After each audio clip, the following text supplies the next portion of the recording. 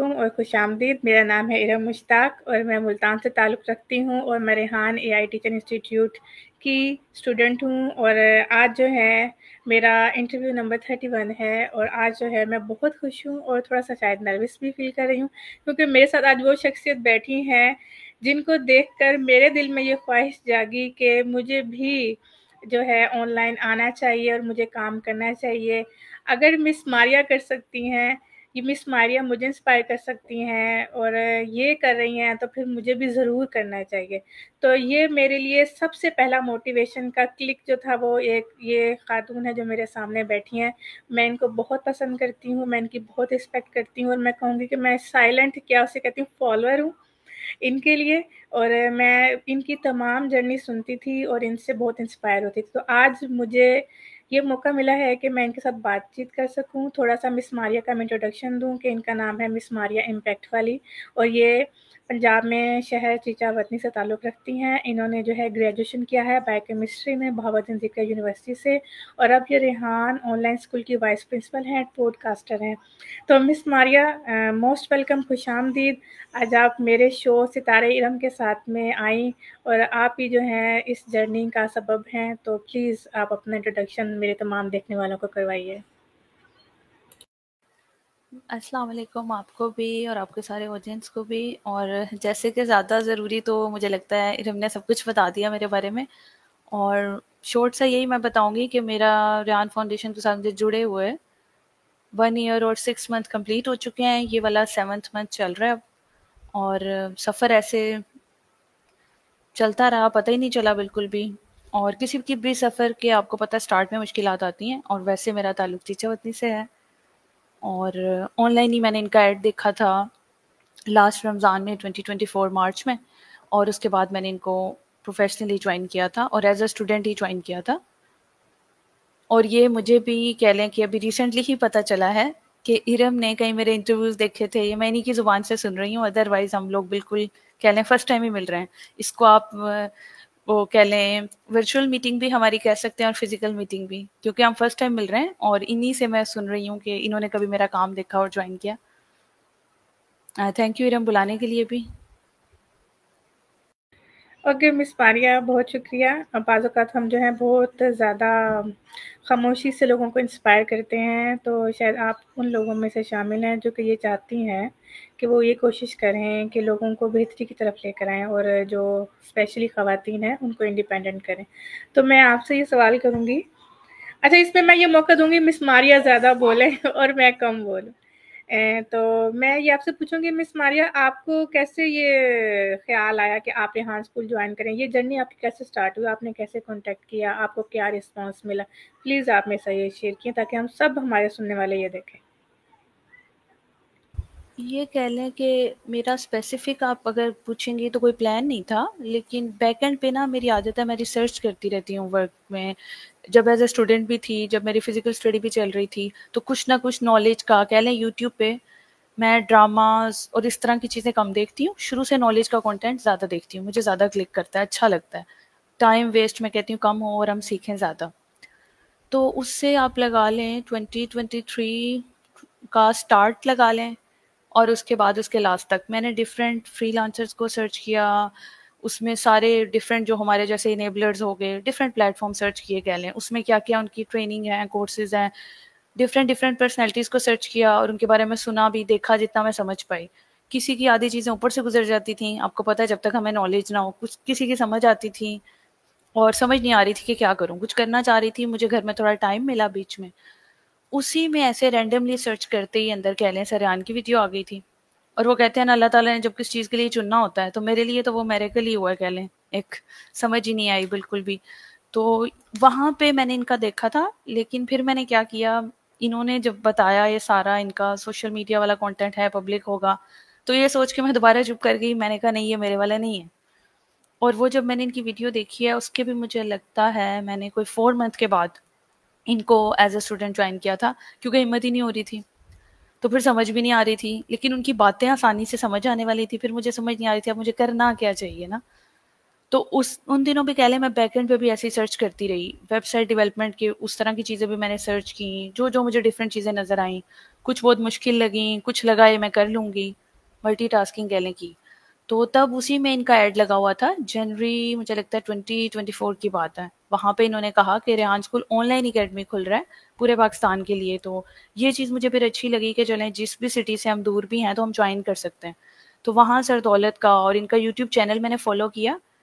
तो आपको पता है जब हम यूट्यूब चैनल फ़ॉलो करें नोटिफिकेशन आती है, उसमें इनके स्टूडेंट्स, इनके स्टाफ मेंबर, तो वो थोड़ा उनको मैं फ़ॉलो करने लग गई। और उसमें आपको पता है ये वाला वाली का कॉन्सेप्ट और ये चीज़ें थोड़ी कंफ्यूजिंग थी, बहुत समझ नहीं आ रही थी कि ये क्यों लगाया हुआ है ना इन्होंने। खैर जैसे तैसे कह लें, मैंने इनको फ़ॉलो किया, इनके कुछ स्टूडेंट्स को फ़ॉलो किया, उसी में सर दौलत को फ़ॉलो किया। और इनका मैंने फर्स्ट टाइम लिंक्डइन पे मुझे लगता है ऐड देखा था। फिर उसको सोचने में मैंने फिर मज़े की बात आपको बताऊँ, मुझे लगता है 1-2 माह लगा दिए कि फिर सोचा नहीं मुश्किल है, ये तो ऐड भी इनका है और सर दौलत भी ऐसे मतलब स्ट्रेंजर हैं, कैसे मैं बात करूँगी। फिर उसके बाद करते-करते मैं कुछ और देख रही थी उस दिन अपना एजुकेशनल कंटेंट, फिर आगे वही ऐड आ गया यूट्यूब पे। मुझे लगा, मैंने कहा अब आ रहा है ना, इसका मतलब अल्लाह ताला कोई इशारा ही दे रहे हैं, चलो मारिया ट्राई कर ही लेते हैं इस बार। ऐसे मेरा इनके साथ हुआ। फिर मैंने कॉल की सर दौलत को फर्स्ट टाइम और फिर उन्होंने जो भी रिक्वायरमेंट्स होती हैं, उन्होंने कहा शॉर्ट सा इंटरव्यू आप अपना दे दें और मुझे अपने बारे में बता दें, ऐसे-ऐसे क्लासेस होंगी। तो मुझे कहते हैं आप ऐसा करें कल ही रात 9 बजे हमारी लाइव क्लास है, ज़ूम पे आ जाएँ। तो मैंने कहा मैं कैसे आऊँ, अभी ज़ूम तो मैंने कभी यूज़ ही नहीं किया। तो वो कह रहे थे वो आप डाउनलोड कर लें, कोई बात नहीं, हमारी क्लासेस हैं तो आप टाइम वेस्ट ना करें, जॉइन करना चाहती हैं। 1 वीक तक पसंद आया तो रख लीजिएगा, आपको ना पसंद आया तो आप छोड़ दें। फिर मैंने जॉइन किया।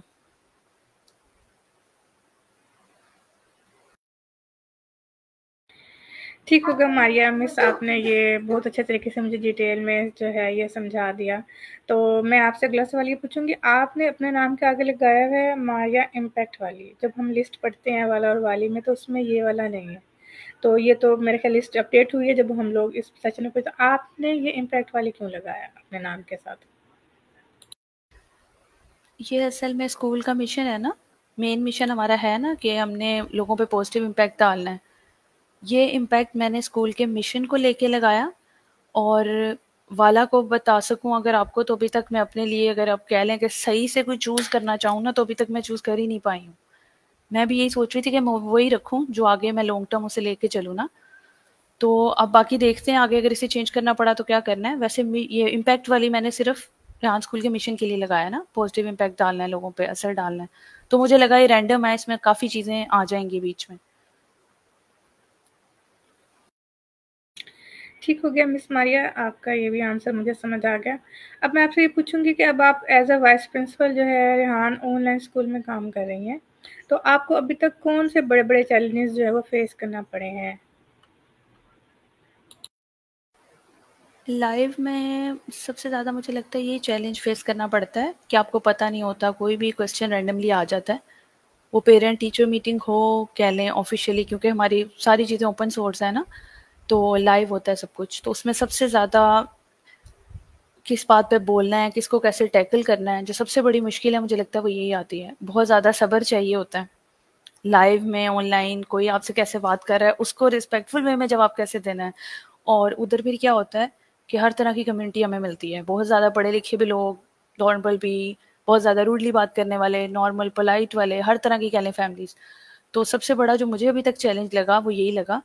तो लाइव में वो चीज़ें डील करना बहुत मुश्किल थी, कभी की नहीं थी। फिर ये भी नहीं पता होता इतने स्ट्रेंजर्स भी हमें बैक एंड पे देख रहे हैं। तो ये कह लें एक प्रेशर भी होता है स्क्रीन का। तो जितना देखने में कह लें ये अच्छा लग रहा होता है, बैक एंड पे इसका ये प्रेशर और स्ट्रेस भी होता है। लेकिन आपको पॉजिटिव बहुत रहना पड़ता है, पेशेंस बहुत ज़्यादा चाहिए ऑनलाइन और लाइव काम के लिए। तो बाकी कैमरा ही मेरा ज़्यादा चैलेंज रहा है अभी तक, और पहले से ये कम ज़रूर हो गया है। लेकिन अभी भी अगर आप मुश्किल का पूछें तो मैं यही कहूँगी, क्योंकि आपको रेडी रहना पड़ता है, हर टाइम माइंड एक्टिव होना चाहिए आपका। कभी भी कोई रैंडम क्वेश्चन आ जाए तो उसको जवाब कैसे देना है। तो वो आपकी एडल्ट्स की क्लास हो, स्टूडेंट्स की हो, पेरेंट मीटिंग हो, ऑफिशियल मीटिंग, तो इन चीज़ों का बहुत ख्याल रखना पड़ता है। तो मेरी यही ज़्यादा कोशिश होती है कि बात कम, ज़रूरी, टू द पॉइंट और उतनी ही की जाए, और जो किसी को बुरी भी ना लगे। अच्छा मिस मारिया, ये आपने बहुत खूबसूरत जवाब दिया और वाक़ई चैलेंज है और मैं भी इसको फ़ेस करती हूँ। और जब भी एक दिन भी अगर आउट ऑफ प्रैक्टिस चले जाएँ, तो हमें एक नर्वसनेस सी फ़ील होने लग जाती है, जैसे कैमरा ऑन होता है, जैसे ही लाइव का क्लिक आता है। अच्छा, मैं आपसे ये पूछूँगी कि जब मैंने अभी ये लेवल 1 कंप्लीट किया, तो इसमें मैंने काफ़ी सारे टास्क किए। इसमें मैंने इंटरव्यूज़ किए, मैंने रिव्यूज़ बनाए, मैंने वीडियोज़ बनाई, काफ़ी सारी चीज़ें बनाई। तो मैं आपसे पूछूँगी कि आपने अभी तक जो है कितने इंटरव्यूज़ कर लिए हैं? और आपने जो है कितने रिव्यूज़ किए हैं? आपके टास्क जो हैं वो क्या मतलब, यानी कि आप किस लेवल पर हैं? लेवल तो मुझे खुद भी नहीं पता सही आपको बात बताऊँ तो कि मैं किस लेवल पे हूँ। रीज़न ये है कि हमने जब ज्वाइन किया था ना, उस टाइम पे आप कह लें बुक्स डिज़ाइन नहीं हुई थी, ठीक है? रैंडम करिकुलम था। मतलब आप लोगों के आते सिस्टम बहुत ज़्यादा स्मूथ हो चुका है, आप कह लें तो ये लेवल 1 की बुक नहीं थी। जस्ट रैंडम काउंटडाउन था और जो स्टूडेंट करते थे ना, आप कह लें वही हम सब एडल्ट्स भी करते थे। कोई फ़र्क नहीं पड़ता कोई 20s में है, 30s में है या कोई बच्चा है 9 साल का, ठीक है? अब रमज़ान में जब मैंने क्लास ज्वाइन की तो आपको बताती चलूँ 7 साल का बच्चा भी इसमें बैठा था, मैं भी बैठी थी, मिस मरियम बैठी थी, ठीक है? और बुक्स चूँकि नहीं थी, रेहान एआई टीचर इंस्टीट्यूट सितंबर-अक्टूबर में फर्स्ट टाइम लॉन्च हुआ है और इसकी कह लें कि प्रॉपर पहला बैच जो स्टार्ट हुआ वो तब से स्टार्ट हुआ। उससे पहले सिर्फ स्टूडेंट क्लास थी, तो वो रैंडम था सब कुछ। उसमें टेड टॉक हमें ऐसे ही दिखाई जाती थी, वो हम रैंडम बना लेते थे इंटरव्यूज़। आपके आते अब प्रॉपर वो हो गई हैं चीज़ें। तो उसमें अगर आपको मैं बताऊँ तो 150 मेरे उर्दू इंटरव्यूज़ हैं और टोटल मेरे 180 प्लस होंगे। 33 मेरे इंग्लिश इंटरव्यूज़ हैं और इंग्लिश इंटरव्यूज़ मेरे ज़्यादा सारे एडल्ट्स के साथ हैं, फॉरेनर्स के साथ हैं। और ये जो उर्दू के हैं वो मिक्स कम्युनिटी है, बड़ों के साथ भी हैं, स्टूडेंट्स के साथ भी हैं। और टेड टॉक के रिव्यू ऐसे 77 मेरे उर्दू में हैं, 77 इंग्लिश में किए थे। और ये जो एआई सेशन होता है, कॉल एनी सेशन, वो 180 प्लस 190 है और मेरे सारे सेशन 30 मिनट्स के होते थे, 28 मिनट के। उसके अलावा वीडियो एडिटिंग ये हर काम मैंने किया थोड़ा-थोड़ा जितना मैं कर पाई।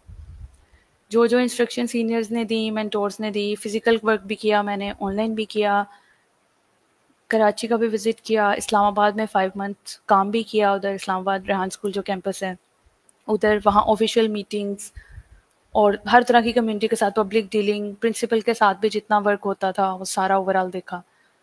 तो ये मेरा 1 साल का और 6 माह का जर्नी है। उसमें फ़िज़िकल ऑनलाइन सारा वर्क है और बैकएंड पे भी है, एडमिशन डिपार्टमेंट भी देखा, उसमें भी पब्लिक कॉल्स वो भी, ऑनलाइन भी देखा, ऑफ़लाइन भी देखा और कह लें मैंने मल्टीटास्किंग की है, जो-जो भी इंस्ट्रक्शन मिलती रहीं।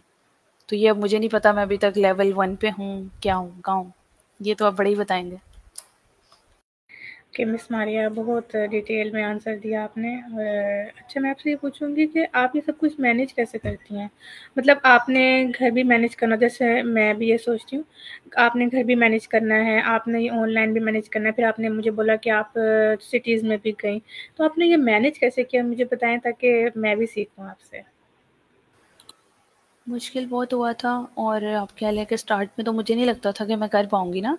तो जब इंस्ट्रक्शन आती थी, सर लोग कहते थे तो मैं कहती थी मेरे लिए पॉसिबल नहीं है। अपने घर में तो रह के काम करना और है, जैसे आपने कहा मैनेजमेंट आसान हो जाती है। मैंने कहा फ़िज़िकल तो बहुत मुश्किल है, फिर आउट ऑफ सिटी जाना तो उससे भी ज़्यादा मुश्किल है।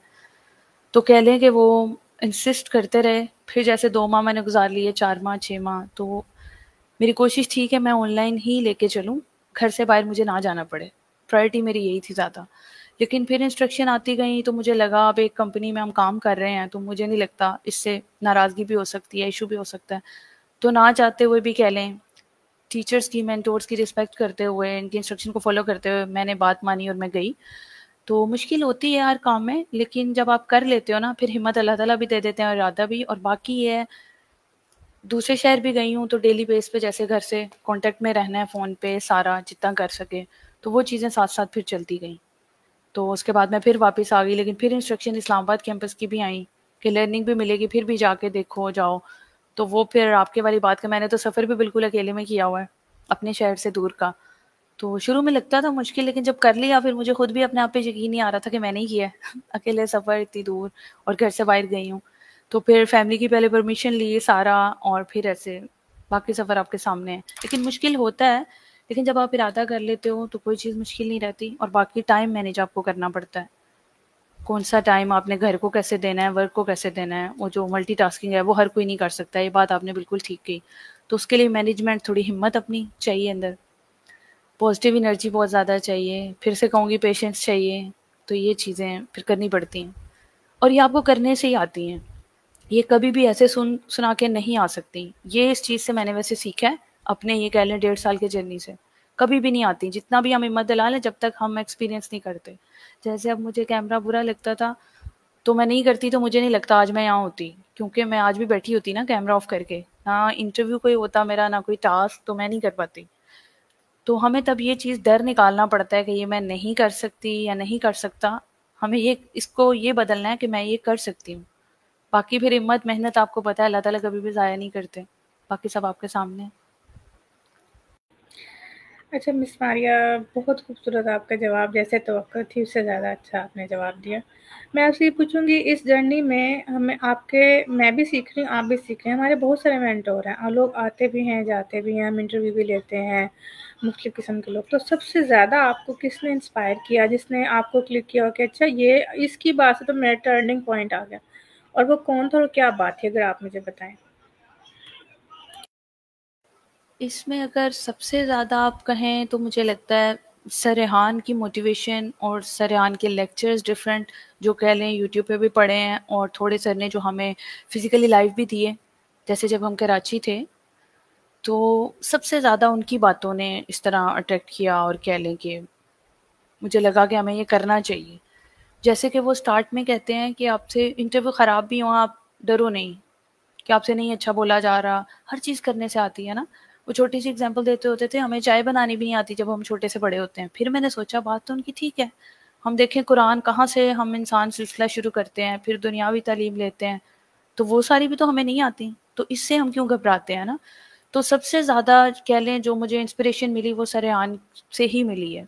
और उनका जैसे सिस्टम मैंने आपको बताया, मैंने जब एडमिशन भी लिया है तो मैं और किसी टीम मेंबर को बिल्कुल भी नहीं जानती थी, वो भी मैं सर रेहान की वीडियो से ही, मुझे इनका ना कह लें आप बोलने का समझाने का अंदाज बड़ा आसान लगा, तो बहुत रियलिटी बेस्ड बातें लगी, जिसकी वजह से मुझे लगा कि ये जो कह रहे हैं वाकई अब के ज़माने की ना ज़रूरत है।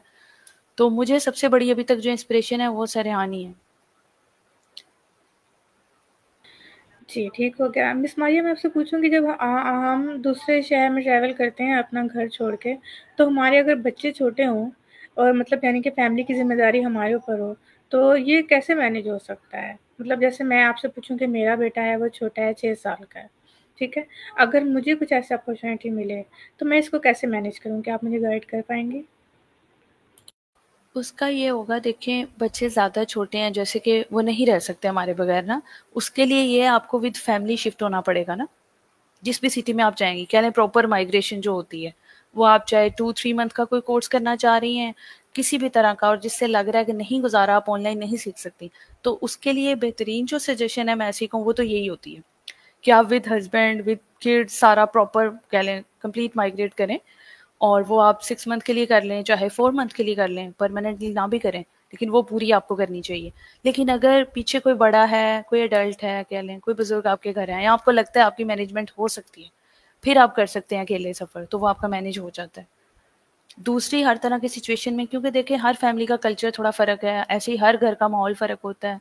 हमें पता होता है ना ये इसका इस काम का गुजारा मेरे बगैर नहीं है, इसका है, तो उसके लिए तो मेरी आपको यही सजेशन होगी कि उसके लिए आपको पूरी विद फैमिली मूव करना चाहिए। और अगर आपका गुजारा हो सकता है, बैक एंड पे आपके अलावा 2-3 एडल्ट्स हैं, तो फिर आप अकेले भी कर सकती हैं सफ़र। फ़ोन पे कॉन्टैक्ट में आप रहें डेली बेस में। जी। ओके, बहुत अच्छा आपने मुझे मशवरा दिया, शुक्रिया। मैं आपसे ये पूछूँगी कि आपने अपने इंट्रोडक्शन में लिखा है कि आपको जो है ट्रैवल करने का शौक है, तो वो कौन से 3 ममालिक हैं जहाँ पर आप ट्रैवल करना चाहेंगी और क्यों? ट्रैवलिंग में अमेरिका और सऊदीया। सऊदीया तो आप वजह जानती होंगी, हुज़ूर सल्लम का रोज़ा मुबारक देखने की ज़ियारत खुशकिस्मतों को ही नसीब होती है, तो वहाँ दिल करता है कि लाज़मी जाएँ जब भी अल्लाह ताला बुलाएँ।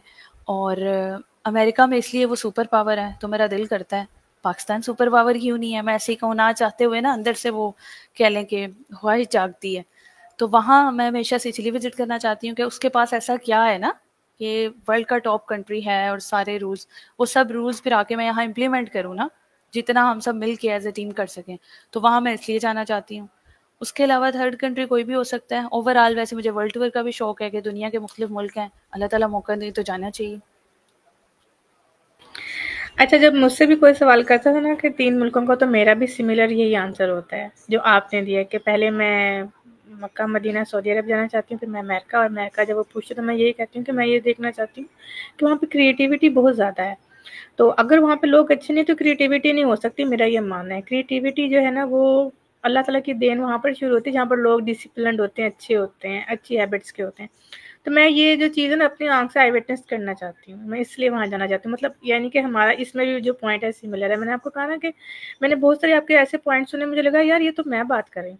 तो अगर ये कैमरा के आगे बैठी हुई हैं और इनको इतनी हिचकिचाहट है और बेचैनी है, तो इनसे तो फिर मुझे सीखना चाहिए, फिर मुझे भी एक स्टेप लेना चाहिए। तो ये आपका बहुत बड़ा बिग मूव है, और आपने जैसे भी अपने आप को रिप्रेजेंट किया कैमरा पर, ये हमारी जितनी भी ख़वातीन हैं जो अभी हमें देख रही हैं, मुझे और मारिया को, इरम को और मारिया को देख रही हैं, हो सकता है वो भी हमारे जैसी हों, हमसे ज़्यादा टैलेंटेड हों, और उनको भी कैमरे पे आने की ज़रूरत हो, लेकिन वो पता नहीं क्यों खामोश बैठी हैं। तो क्या पता वो हमें देख के इंस्पायर हो जाएँ।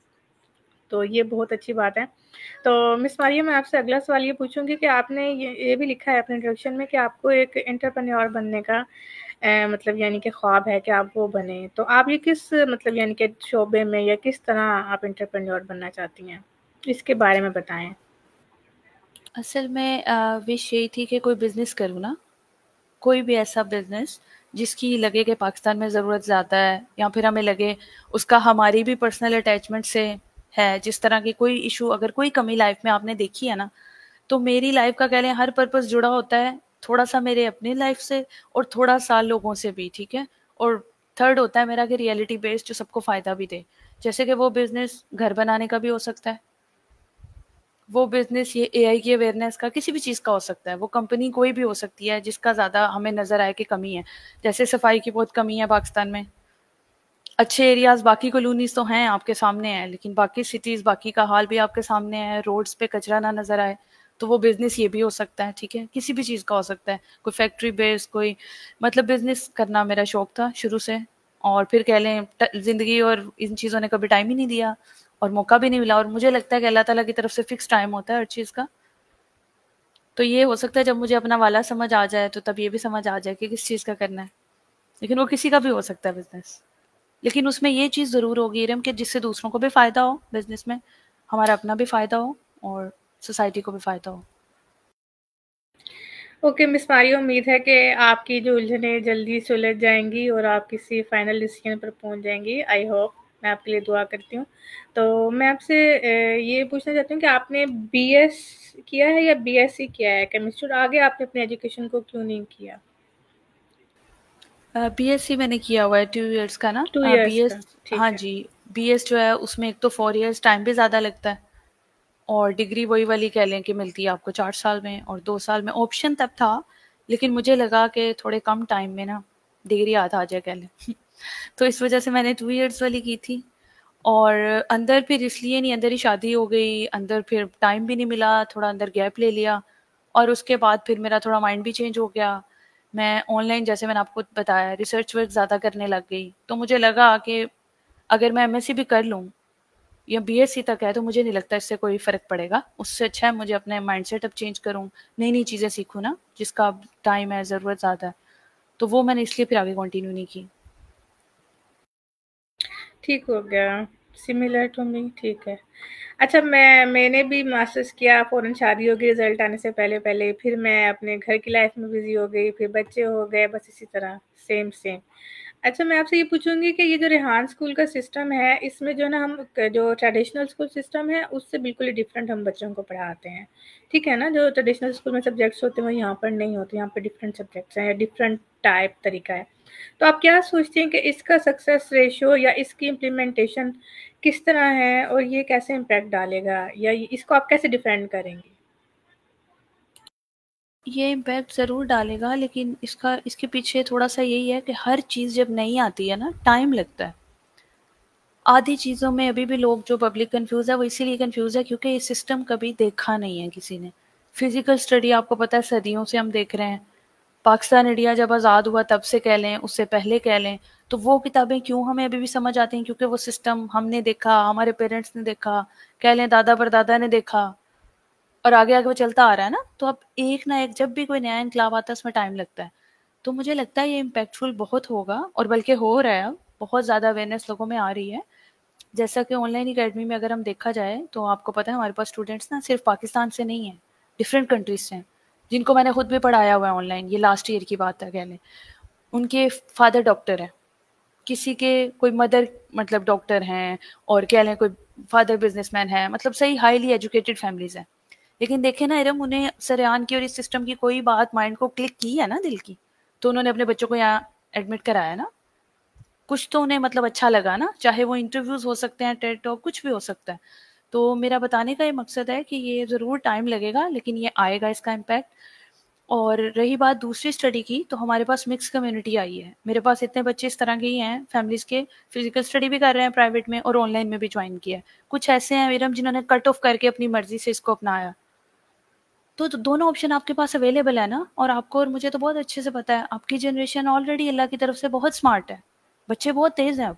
तो मैनेज कर सकते हैं तो करें। आप मैट्रिक वो वाला भी कर लो, प्राइवेट में कर लो, ऑनलाइन में ये चीज़ें सीख लो। यंग एज में आप अपना रोजगार कमा सकते हो, यंग एज में आप एक अच्छा वो हर काम कर सकते हो कह लें, क्योंकि आप और मैं बहुत अच्छे से जानते हैं जो एनर्जी लेवल टीन एज में होता है उस एज में होता है आगे आगे कम होता जाता है। अल्लाह ताला की तरफ से भी ना स्ट्रेस लेवल, जिम्मेदारियां इंसान की बढ़ती हैं, वो चाहे मेल हो फीमेल हो, या मैं दोनों की ही बात कर रही हूँ। तो ये चीज़ है। तो बच्चे जितनी यंग एज में ये चीज़ें सीखेंगे, एट द एंड फायदा भी तो उन्हीं को होगा ना। मैं कहती हूँ हमसे ज़्यादा फायदा उनको है। इंस्टीट्यूट को तो होगा, बाद में होगा, असल हीरो तो वही होते हैं ना। वो कहते हैं ना जैसे अगले नौजवानों को तैयार करना और ये सब, तो एट द एंड फायदा उनको होगा। हमारी एज में वो हमसे जल्दी आगे चले जाएंगे और कह लें अपना सेटअप कर चुके होंगे। तो टाइम लगेगा, लेकिन इम्पैक्ट डालेगा ज़रूर ये।